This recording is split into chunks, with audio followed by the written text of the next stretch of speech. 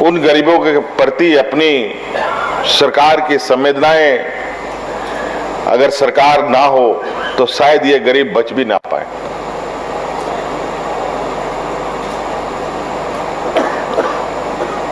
आपको मालूम होगा कि इस राज्य में हम लोगों ने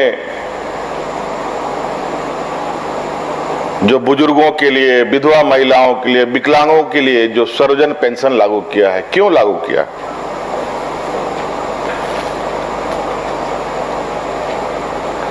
क्या सरकार के पास कोई नोट छापने की मशीन तो नहीं है? हमें क्यों लागू करना पड़ा?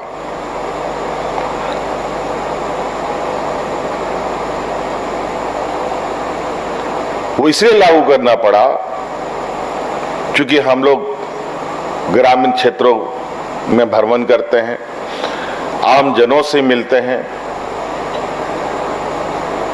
और आज की जो गरीबी है उसका आलम यह है कि आज एक वृद्ध व्यक्ति 1000 रुपए का पेंशन के लिए और एक विधवा महिला अपने 1000 रुपए पेंशन के लिए और विकलांग अपने 1000 पेंशन के लिए ना जाने कितने दलालों के चक्कर में फंसा और ना जाने कितने दलालों को उसने 1500 करते करते कितने करोड़ों रुपए फूंक डाले होंगे सभी लोगों ने मिलकर, लेकिन उनको पेंशन का कार्ड नहीं बना।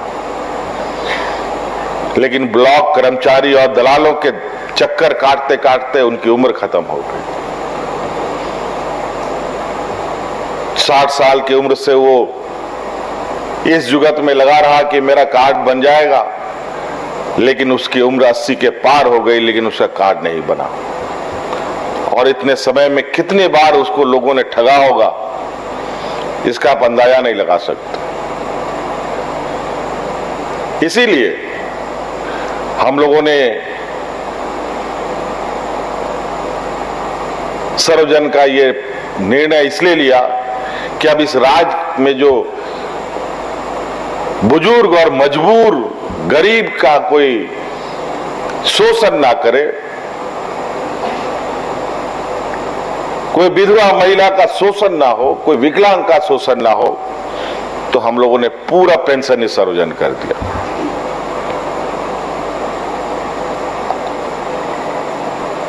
सामाजिक सुरक्षा अगर समाज के अंदर में नहीं है तो स्वच्छ समाज और विकसित समाज की परिकल्पना करना बेईमानी है। इसी कड़ी में आप लोगों ने सुना होगा कि इस राज्य में या पूरे देश में कर्मचारियों का पुराना पेंशन का मांग बड़े लंबे समय से चला आ रहा था।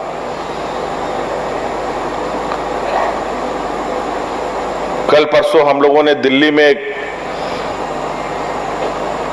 कर्मचारियों का एक बहुत बड़ा सम्मेलन देखा। कोई मीडिया चैनल अखबारों में नहीं छपा, लेकिन अखबार और मीडिया के देखने के पास ही आंख है ऐसी नहीं है। इस देश के अंदर 125-150 करोड़ आंखें हैं,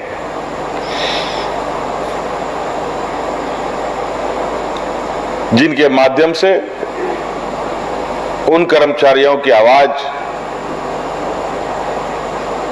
देश के कोने कोने तक पहुंचा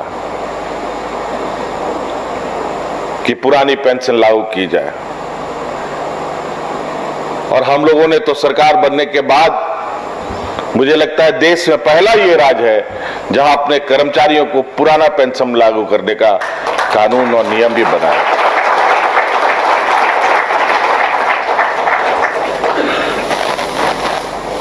तो इस तरीके से सरकार मजबूती के साथ आपके साथ खड़ी रहेगी। आप ईमानदारी से काम करें, जिम्मेवारी के साथ काम करें। बहुत सारी नियम, परिनियम, कायदे, कानून आपके समक्ष आएंगे,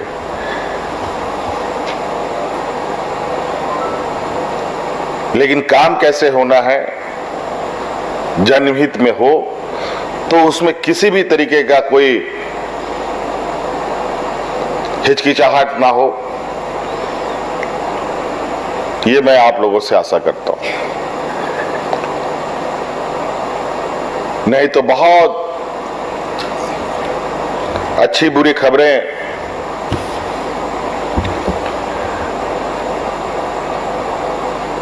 निचले स्तर से कई कर्मचारियों के ऊपर को लेकर उठता है। तो इसलिए मैं फिर आप लोग को वही बात दोहराऊंगा जो पिछले बार कई कर्मचारियों के नियुक्ति पत्र वितरण में मैंने कहा कि आप जनता का सेवा करें, आपकी जिम्मेवारी सरकार के पास है और आपका कार्य और आपके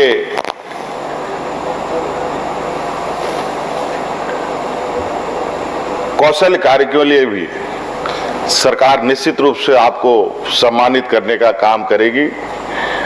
आप जनता का सेवा करें और आपकी जिम्मेवारी सरकार बिल्कुल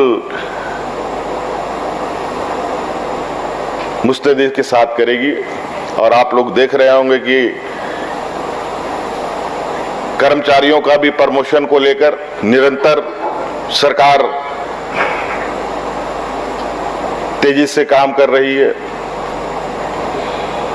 ताकि बिना संकोच और निर्भीक होकर हमारे कर्मचारी काम करें। तो चलिए, आज आप लोगों के लिए बहुत खुशी का दिन है और सरकार के लिए भी बहुत महत्वपूर्ण दिन है कि सरकार के पास जो पदाधिकारियों की कमी है, धीरे धीरे वो कमी पूरी हो रही है। और निश्चित रूप से ये सारी चीजें पूर्ण होने के बाद राज्य की जो सर्वांगीण विकास की जो रफ्तार है, निश्चित रूप से हम लोग पूरी रफ्तार के साथ आगे बढ़ेंगे।